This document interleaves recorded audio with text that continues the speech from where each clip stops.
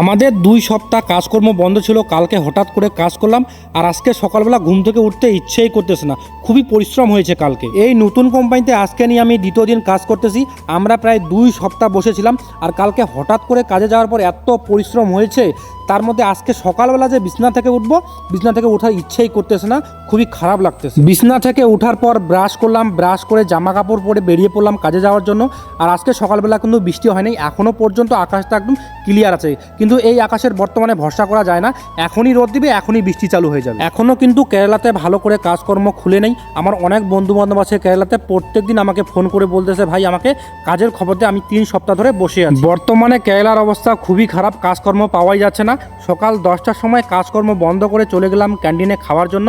আর আজকে রান্না করেছে পাত্রী, তার সাথে আছে সাম্বার। আমি প্রায় 10 খানা খেলাম। খাওয়ার পর ভালো করে মুখ টুক ধুয়ে টুয়ে 5 মিনিটের মতো আজকে রেস্ট করেছি, তারপর আবার কাজে চলে গেছি। আর আমার দাদা কিন্তু এই খাবারগুলো খুবই কম পছন্দ করে, ওকে 3 টাইমে ভাত দিলে খুবই ভালো হয়। এই কেরালার পরোটা বলো, ধোসা বলো, এগুলো এক চোখেও দেখতে পারে না। আর আজকে কিন্তু সারাদিন বৃষ্টি হয় না, খুব ভালোভাবেই কাজ করেছি আমরা। 3টার সময় কাজকর্ম বন্ধ করে চলে আসলাম ক্যান্টিনে।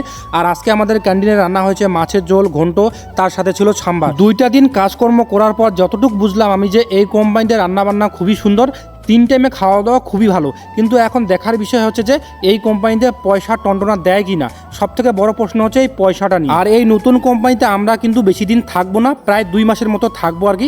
ভালো কাজকর্মের খবর পেলে এই কোম্পানি ছেড়ে দিয়ে চলে যাব।